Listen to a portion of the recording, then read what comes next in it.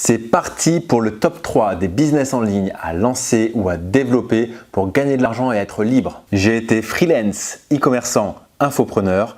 On va regarder ensemble ces 3 business models par rapport à 6 critères et on va tout simplement noter chaque business model pour chaque critère pour voir finalement quel est le business model le plus intéressant pour gagner de l'argent et être libre. Petit disclaimer avant de commencer, il n'y a pas de vérité absolue, c'est vraiment basé sur ma propre expérience vu que j'ai été les 3 et donc je vais vous partager ça, à vous d'adapter ça en fonction de votre situation, de ce qui est important pour vous, ça sera peut-être différent de ce qui est important pour moi, mais on va voir ça en détail dans cette vidéo et vous allez pouvoir vous faire votre propre avis sur chacun de ces 3 métiers finalement, de ces 3 business en ligne. Alors de mon côté, j'ai commencé à être indépendant, freelance en 2009 en faisant finalement de la prestation de référencement naturel. Et c'est encore quelque chose qui existe encore aujourd'hui. Donc ça fait plus de 13 ans à l'heure actuelle que je fais ça.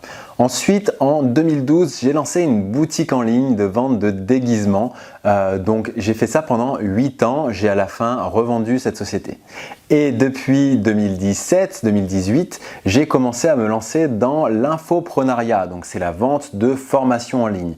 Donc pour faire simple, quand on est freelance ou indépendant, ce que j'entends par là en fait, c'est de vendre son temps, finalement ses compétences à des clients qui ont des missions pour nous et on va les accompagner pour la réalisation de ces missions. Quand on est e-commerçant, c'est le fait de développer une boutique en ligne sur laquelle on vend un ou plusieurs produits, que ce soit du dropshipping ou de l'e-commerce traditionnel. Et l'infoprenariat, c'est le fait de vendre de l'information. Donc, c'est typiquement tout ce qui est formation en ligne. Donc, on va voir ça dans cette vidéo maintenant à travers 6 critères qui sont l'investissement de départ qui est demandé, la rapidité du retour sur investissement, la scalabilité de ce business, la liberté que ce business offre, la difficulté à mettre en place et à développer ce business et l'intérêt que ce business a. On va déjà développer le terme de scalabilité qui est peut-être le seul qui n'est peut-être pas clair pour tout le monde. Est scalable un business qui peut augmenter, to scale c'est progresser comme sur une échelle finalement, qui peut augmenter sans que vous n'ayez besoin de remettre en cause tout le business.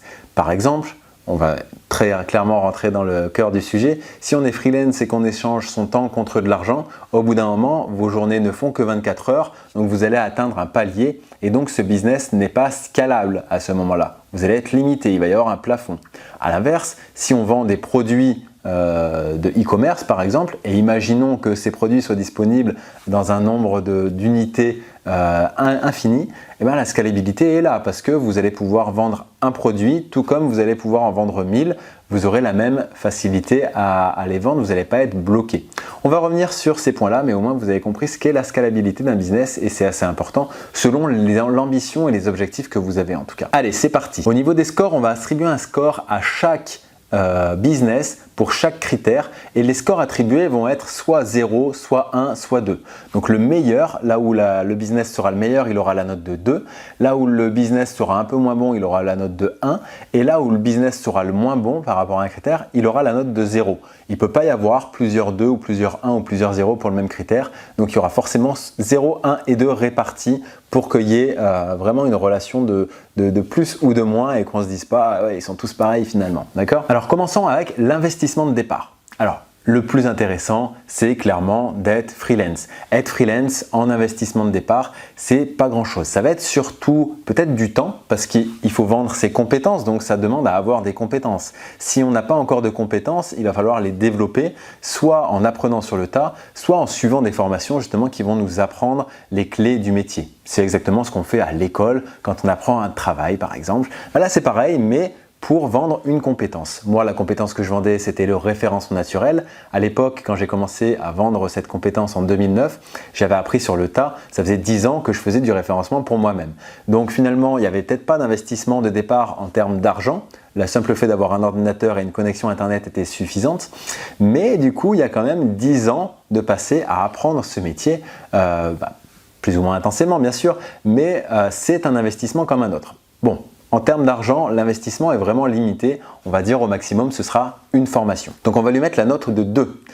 La note de 1, on va l'attribuer à l'infoprenariat parce que l'investissement est plus important. dans le sens où il va falloir utiliser par exemple une caméra ou un téléphone pour filmer des formations par exemple, ou en tout cas un micro si on fait ça à l'audio et pas en vidéo. Il va falloir mettre en place différentes sources de trafic, donc soit par YouTube, par le référencement naturel, par les réseaux sociaux. Donc il y a quand même pas mal de choses à mettre en place de ce côté-là pour se faire connaître.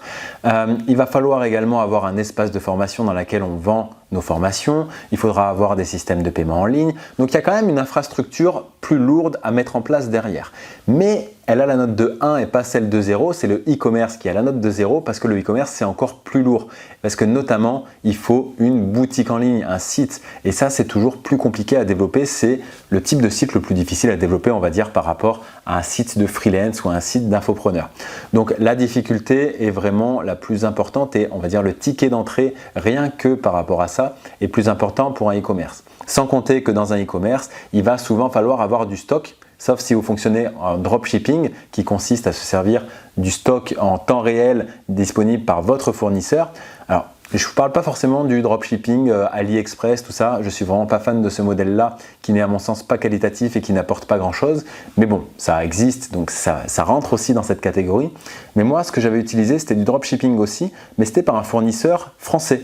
Donc on n'avait pas des délais de 3 semaines, on avait des délais normaux. C'était expédié de France, c'était des équipes françaises qui travaillaient.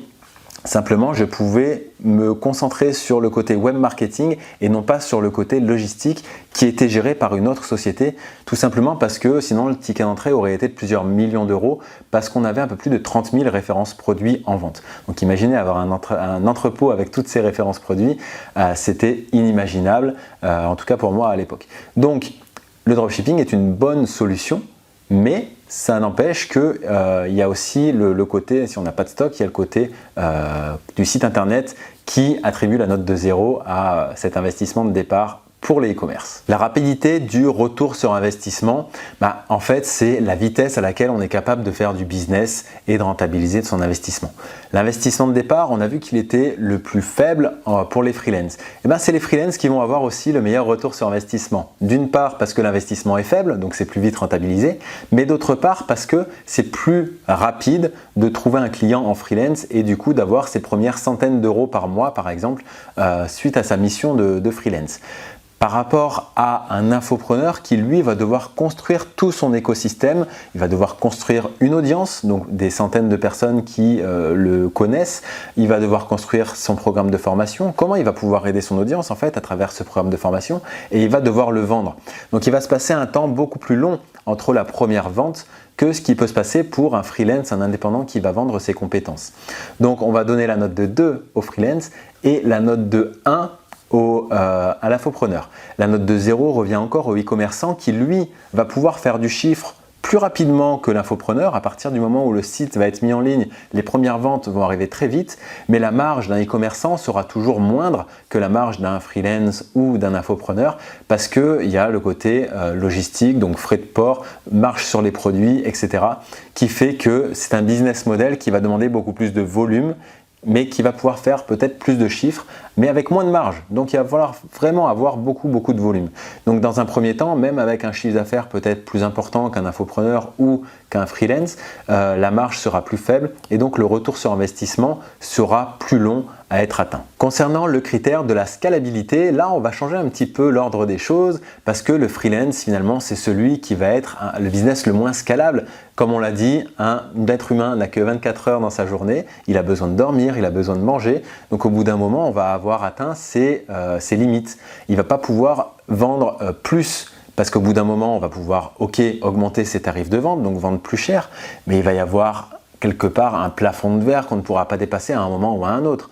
Donc il y a des solutions, on peut se structurer différemment, on peut faire intervenir d'autres personnes qui vont travailler à sa place, etc. pour déléguer une partie des tâches qui nous sont confiées. Mais c'est toujours un peu plus difficile parce que finalement ça fait bifurquer vers un modèle d'agence et non plus un modèle de freelance. Donc c'est plus tout à fait le même business. Donc le modèle de business d'un freelance, vraiment c'est de vendre son temps à lui contre ses compétences, donc il est forcément bridé à un moment donné. Donc on va lui mettre la note de 0 pour la scalabilité. Le e-commerce, on peut se dire que lui, il peut vendre à l'infini ses produits, mais pas vraiment en fait, parce qu'il faut qu'il ait les ressources logistiques derrière qui suivent. Est-ce qu'il est capable d'absorber 10 000 commandes demain, par exemple.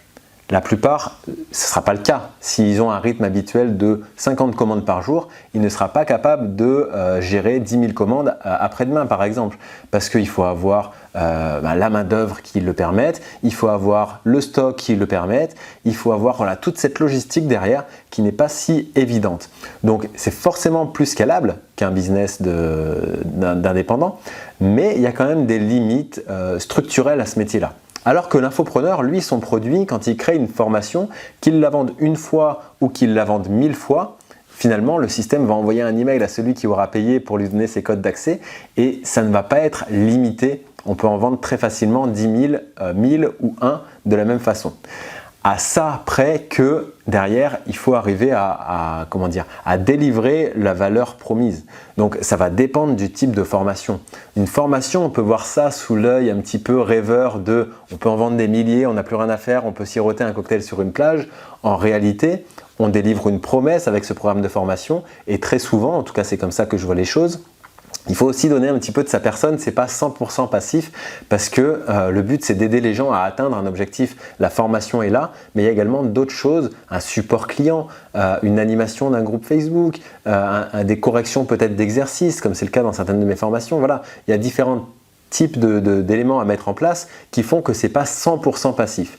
Mais ça reste néanmoins le business le plus scalable des trois, donc qui va avoir la note de 2 et la note de 1 revient donc au e-commerçant. En termes de liberté, il faut savoir que le e-commerce est pour moi celui qui rend le moins libre parce qu'il y a tout un tas de tâches à faire et on en reparlera dans l'aspect difficulté juste après. Mais cette difficulté rend cette liberté un peu plus difficile à avoir. Parce qu'en fait, il y a toujours des nouvelles choses à mettre en place dans le e-commerce pour suivre l'actualité des soldes, des Black Friday, des trucs, des machins, des services clients. Alors, il y a plein de choses qui sont délégables, bien sûr, mais c'est beaucoup plus complexe. C'est une entreprise plus complexe et donc qui laisse moins de place à la liberté. Ensuite, donc on va lui donner la note de 0.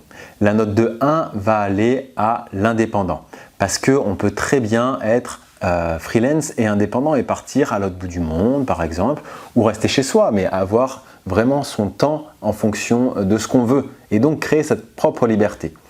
J'ai mis la note de 1 par rapport à l'infopreneur parce que moi j'ai moins atteint cette liberté avec mon business d'entrepreneur freelance que d'infopreneur et donc l'infopreneur a la note de 2. Pourquoi ? Parce qu'on échange quand même notre temps contre de l'argent. Donc il y a une espèce de stress quand même qui est un petit peu toujours là. On a toujours quelque chose à rendre à son client à un moment donné. Et donc ça donne moins de liberté à mon sens que le business d'infopreneur pour lequel certes on cherche à faire développer le business mais il y a moins de deadline vraiment fixe imposé par quelqu'un d'autre que soi dans le modèle d'infopreneur. Donc c'est vraiment celui qui m'a permis d'atteindre moi, au plus profond de moi, cette liberté à laquelle j'aspirais. Je l'ai vraiment le plus ressenti avec ce business d'infopreneur. Bien sûr, je l'avais déjà dans un certain niveau avec le business d'indépendant. Et celle qui m'a coûté le plus cher, clairement, c'est celle de e-commerçant. Je me rappelle d'ailleurs, quand j'ai revendu ma société, les vacances d'après, c'était donc il y a 3 ans à Noël. J'ai passé les meilleures vacances de ma vie parce que cette charge mentale s'était évaporée et clairement c'était le business qui m'a coûté le plus cher en termes de temps, de charge mentale et de liberté finalement que je n'avais pas. En termes de difficulté, on en a parlé précédemment, le e-commerce, c'est pour moi vraiment le plus difficile des trois, donc on va lui mettre la note de 0 parce que tout simplement ça fait appel à énormément de compétences. Il faut avoir un site qui soit visible dans les moteurs de recherche, il faut avoir une offre qui soit attractive, il faut savoir gérer sa logistique ou en tout cas ses fournisseurs, il faut gérer également d'un point de vue comptable beaucoup de choses de façon beaucoup plus complexe que de vendre son temps. C'est facile quand on a une marge de 80%, c'est beaucoup plus difficile quand on a une marge de 20, 30, 40% sur des produits. On peut faire des grosses erreurs comptables. J'en ai fait d'ailleurs qui ont failli coûter la vie de ma société. Ça n'a pas été le cas, mais vraiment ça a été très juste, tout simplement par rapport à des erreurs comptables parce que c'est beaucoup plus complexe à gérer. C'est beaucoup plus difficile, vraiment il faut être très bon sur tout. C'est le plus complexe à mon sens sans aucune comparaison possible. Ensuite, le plus simple à l'inverse, c'est celui d'indépendant, de freelance. Parce que on échange juste son temps contre de l'argent, juste, c'est pas du tout facile, hein, je dis pas ça du tout, mais ça reste quand même le plus simple. Il faut être très bon dans son activité, la compétence qu'on vend, et aussi dans le fait de se vendre. Parce que si on est très bon dans notre compétence et qu'on ne sait pas se vendre, on ne trouvera pas de clients. Donc ça ne marchera pas. Mais si on sait se vendre un minimum et qu'on sait faire sa compétence comme il faut, après avec le bouche à oreille, voilà, ça va tourner. Le plus dur, ça va être les premiers mois, peut-être la première année, les 2 premières années max, et après globalement ça tourne.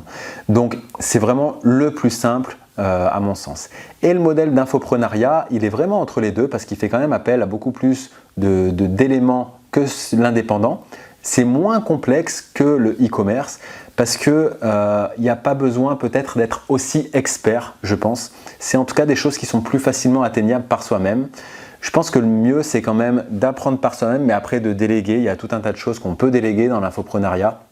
Il faut certainement avoir atteint un certain niveau pour le faire, mais je pense qu'il faut avoir en tête de ne pas vouloir forcément garder tout à faire par soi-même. C'est en tout cas comme ça que je vois les choses moi, parce que ça nous permet de nous focuser sur vraiment notre zone de génie et de déléguer les autres éléments sur lesquels on est moins à l'aise ou on a moins envie de le faire. Et c'est comme ça qu'on va arriver aussi à avoir sa liberté de façon plus forte. C'est comme ça que moi je vois les choses, c'est comme ça que je les ai faites et c'est comme ça que je suis le plus heureux aujourd'hui. En termes d'intérêt, ce qui m'a moi le moins intéressé, c'était clairement le e-commerce parce que la valeur ajoutée du e-commerce, comme je l'ai vécu moi, était la moins forte. Parce que finalement, on faisait que vendre des produits à des gens qui recherchaient ces produits. Alors, c'était bien, j'étais content de vendre des produits de fête parce que je me disais que je participais à des anniversaires, à des fêtes de Noël, etc. Donc, j'étais content de vendre ce que je vendais et je ne vendais pas des produits qui faisaient du mal à la population, par exemple, parce qu'il y a des gens qui font ça, bon, chacun son éthique, on va dire, là-dessus, mais l'impact qu'il y avait était quand même relativement limité. S'ils n'achetaient pas des produits chez moi, finalement, ces clients-là, ils les auraient achetés ailleurs et ils auraient fait leur fête d'anniversaire de la même façon, ils auraient été heureux de la même façon. Donc, mon apport à la société, on va dire, et donc l'intérêt que moi, j'ai retiré de ce business, c'est là où il y a où il est le moindre. Même si d'un point de vue exécutif, le fait de créer sa boutique en ligne, de toucher à tous ces postes, c'est complexe, mais c'est très intéressant. Donc, il y a quand même un intérêt qui est là de pouvoir toucher à tout. Donc c'est clairement très intéressant, mais de par l'impact qu'on a, c'est celui pour lequel je vais me donner la note de 0 sur l'intérêt. La prestation de service, le fait d'être freelance, indépendant, je vais lui donner la note de 1 parce que c'est super intéressant de pouvoir mettre sa compétence au profit d'une autre entreprise et l'aspect risque, il n'y en a pas parce que finalement, que le business de son client fonctionne ou pas, c'est pas vraiment notre problème. Nous, notre problème, c'est de faire en sorte qu'il fonctionne au niveau où on a été missionné. Donc, si moi, j'arrive à amener du trafic en référencement naturel à mes clients, c'est mon job. Si je le fais bien, c'est parfait, on va pouvoir continuer de travailler ensemble. Si je le fais pas bien, là, il y a un problème, il faut que je me remette en question. Mais si je le fais bien et que que mon client n'a pas un business viable derrière, il va quand même se casser la figure et ce ne sera pas ma faute, ce n'est pas ma responsabilité. Donc, ça a un intérêt parce qu'il n'y a pas cet aspect risque et on peut avoir des clients dans plein de domaines différents et d'un point de vue intellectuel, c'est super intéressant parce que je me rappelle, moi, les premières années, par exemple, je travaillais sur quelqu'un qui faisait des voyages au Maroc et quelqu'un qui faisait de l'assainissement à Paris.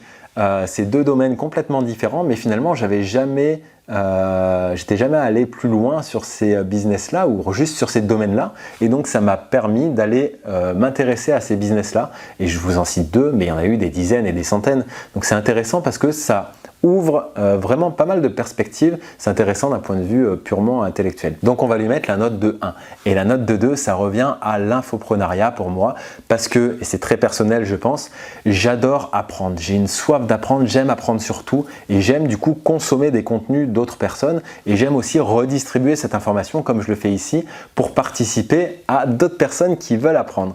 Donc, je trouve ça juste passionnant. J'adore ce business, ce métier, la façon dont ça se fait et le process pour faire ce métier, c'est tout simplement ce que j'aimerais faire même si j'étais pas payé.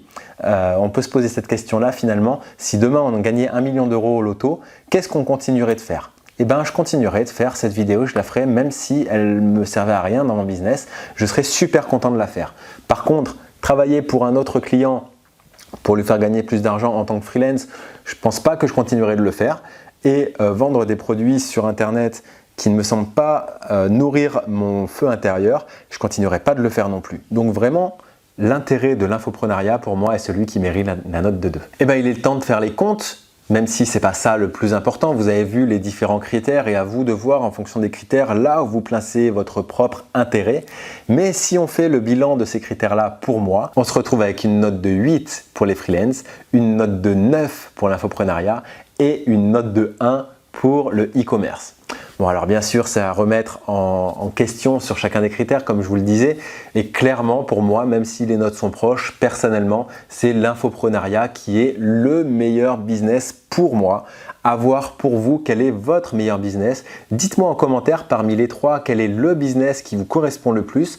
Si vous l'avez déjà lancé, si vous projetez de le lancer ou si vous projetez de lancer autre chose. Il existe également d'autres business sur Internet, il n'y a pas que ces trois, mais ça fait quand même le tour de pas mal des business existants sur Internet. Donc à voir ce qui vous parle si vous voulez vous lancer cette année ou l'année prochaine. Cette vidéo fait partie d'une playlist qui a plein d'autres vidéos sur le business en ligne en général. Et à côté de ça, il y a plein d'autres vidéos sur le référencement naturel qui peuvent être super intéressantes pour vous si vous avez ou si vous lancez un business en ligne. Donc n'hésitez pas à aller voir une des prochaines vidéos qui vous est conseillée et mettez un like sous la vidéo si vous avez aimé, abonnez-vous à la chaîne et je vous dis à très bientôt pour une prochaine vidéo.